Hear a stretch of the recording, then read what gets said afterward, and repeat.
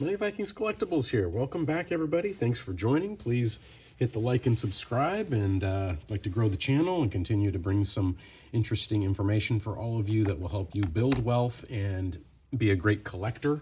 Enjoy the hobby, make money, and then of course there's truewealth.moneyvikings.com, where we have all kinds of ideas for building wealth and personal finance and investing in real estate and all this other stuff to live a great life. So with that, I want to do a video called Don't Forget to Take Stock. And what that means is, on your collecting journey, remember to take stock of what you have, if it's still right for you, if it's time to sell off some pieces and add new pieces to the collection, or just to add or subtract to the collection. Collecting is a very personal thing. It's not just about making money, of course. And I want to go through a few of the factors that I consider when I'm taking stock, as I'm calling it today. So the first thing is about joy. Okay, so I'm doing my little whiteboard here, whiteboard video, but joy. Joy, I always say this when I talk about collecting. Collect things that you enjoy, which has the word joy, okay? Because it's not your traditional kind of investment thing, right? It's an alternative investment. And, you know, so this is an example. I picked up Marvel Tales Classic Spider-Man 223. This is not a very expensive book, but it's a classic McFarlane cover that I just have a lot of joy from. It takes me back to my childhood. I love the artwork. I love the energy. McFarlane always had that powerful energy coming off of the page. That's what we love about it. So much is going on. Spider-Man looks really like physically fit and very cool looking. I love the spider senses and this dark sort of bold look.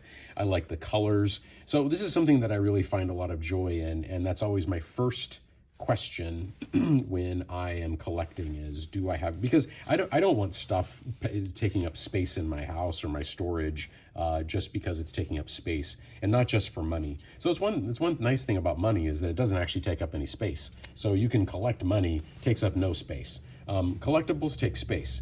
I do like to keep to comics and cards because they take up a less space than a lot of other types of antiques and collectibles.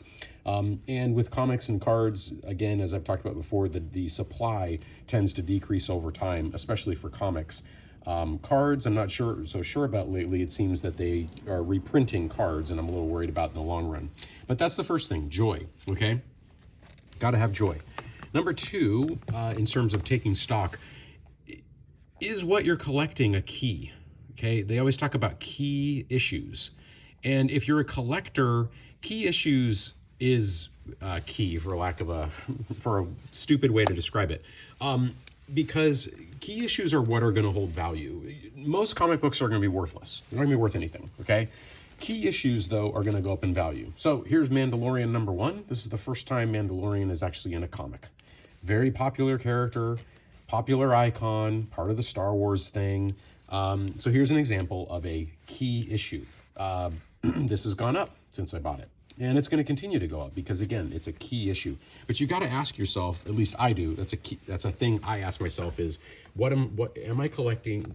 Is what I'm collecting a key issue? Is another example of a key issue. We have our Batman Adventures 12. First appearance of Harley Quinn. This is the first time we ever see Harley Quinn, who's again an iconic character of the modern age.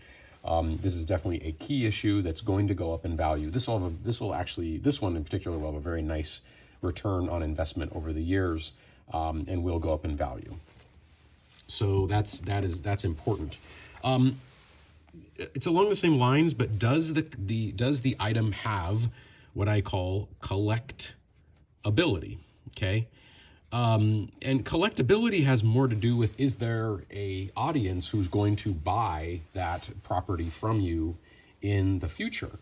Certain things people just don't care about, and does it have collectability? And that's just something you have to ask yourself.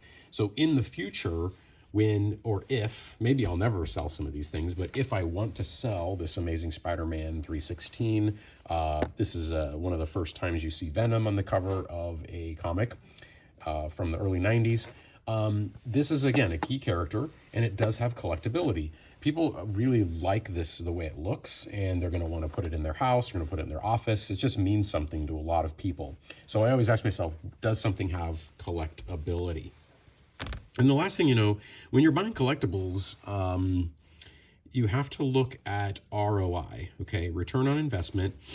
Common concept in any kind of investment is, what is your expected return on investment? Doesn't mean you're going to get that, but there are calculations that can be done that are going to give you a sense of if you're going to get a return on investment.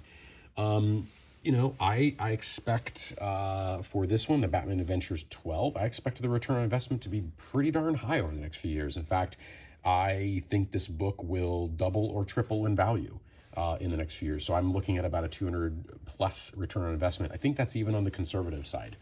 So you have to ask yourself that with any investment is, what are you expecting in terms of return on investment? The last thing I want to mention is sort of taking stock. Well, there's a couple more things. Sorry, there's 6 things. Are you staying organized? Do you have a sense of what you have? I see a lot of people that they might just buy comics or buy collectibles or whatever, and they're not organized. They don't have a sense of what they have. And if you want this to be a long-term sort of thing that you enjoy, I think that it does require some sense of organization and some sense of taking stock of what you have, so that different times that you may want to consider selling. A lot of times with some of these key issues, people like to sell around the times that a new movie or series comes out. Now, some of these I want to hold long-term, 10, 20, 30 years from now. I want to hold on to these. But that does happen. Things spike. When a new Harley Quinn movie comes out, this will go up in value. It just happens every time. That's what gets it back into people's attention. So staying organized helps you. I guess you could call it timing the market, but that's only if you want to sell. And the last thing I'll mention is scarcity. So scarcity has got to be considered. You have to have a sense of the print runs of these things. The 90s books are notorious for over print runs. But when you go back to, the Silver Age and the Golden Age and that kind of stuff of comics, you have an Action Comics here, number 254.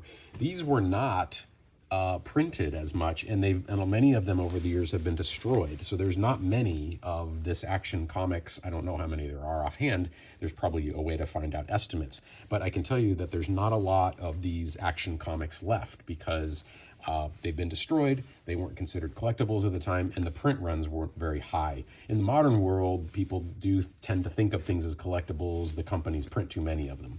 But something, as we all know, I've been concerned with in terms of Magic the Gathering recently is I have been concerned with scarcity. Most Magic cards will not be worth very much unless players want them and want to play with them. But I think there's a scarcity issue that you don't have with these older comics. So those are things that I'm going to do to take stock. I hope this has helped you. Please like and subscribe. More videos to come that have everything to do with enjoying collectibles, how to succeed at collectibles and investing, and to sort of bring those worlds together. Everybody have a great week. Thank you.